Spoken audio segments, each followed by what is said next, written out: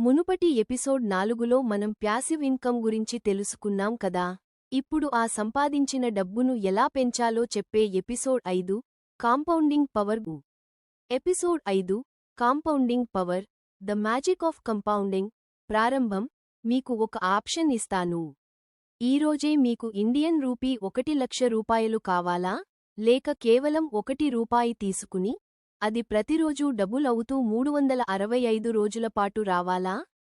మీరు 1,00,000 రూపాయలు ఎంచుకుంటే మీరు ఈ ప్రపంచంలోనే అతిపెద్ద మ్యాజిక్ని మిస్ అయినట్టే.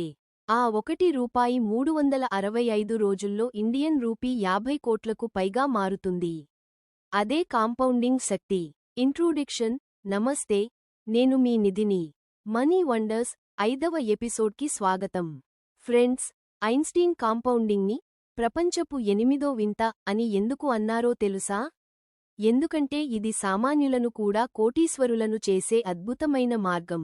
మీ దగ్గర తక్కువ డబ్బు ఉన్నా పర్వాలేదు, కానీ మీ దగ్గర సమయం ఉంటే చాలు. అది ఎలాగో ఇప్పుడు చూద్దాం. Important points. వడ్డీకి వడ్డీ, ఇంట్రెస్ట్ ఆన్ ఇంట్రెస్ట్. కాంపౌండింగ్ అంటే మీరు పెట్టిన అసలు మీద వచ్చే వడ్డీకి మళ్లీ వడ్డీ రావడం. అంటే మీ డబ్బు మీకోసం సైనికుల్లా పని చేస్తూ మరిన్ని డబ్బులను సంపాదిస్తుంది. సమయం అనేది గొప్ప పెట్టుబడి. Time is everything. కాంపౌండింగ్లో మీరు ఎంత డబ్బు పెట్టారనే దానికంటే ఎంత సమయం పాటు ఆ డబ్బును కదపకుండా ఉంచారు అనేది ముఖ్యం. త్వరగా మొదలుపెట్టేవారు ఎప్పుడూ విజేతలుగా ఉంటారు. క్రమశిక్షణ, కన్సిస్టెన్సీ. ఒకేసారి పెద్ద మొత్తం అవసరం లేదు. ప్రతి నెలా ఒక చిన్న మొత్తాన్ని ఇన్వెస్ట్ చేస్తూ పోతే కొన్ని ఏళ్లలో అది ఒక పెద్ద కొండలా పెరుగుతుంది. ఎగ్జాంపుల్. లైవ్ ఉదాహరణ. ఒక చిన్న లెక్క చూద్దాం. మీరు నెలకు ఇండియన్ రూపీ 5,000 రూపాయలు ఒక మ్యూచువల్ ఫండ్లో 15% రిటర్న్స్తో ఇన్వెస్ట్ చేస్తున్నారు అనుకుందాం. 10 ఏళ్ల తర్వాత మీ డబ్బు 13.9 లక్షల రూపాయలు అవుతుంది.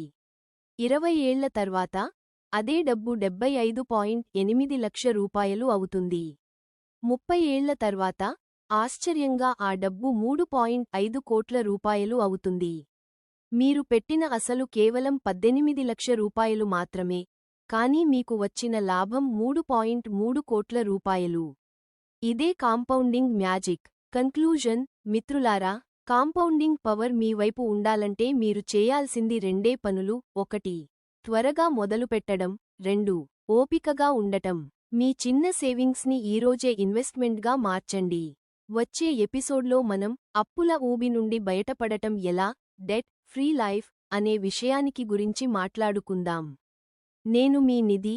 సెలవు.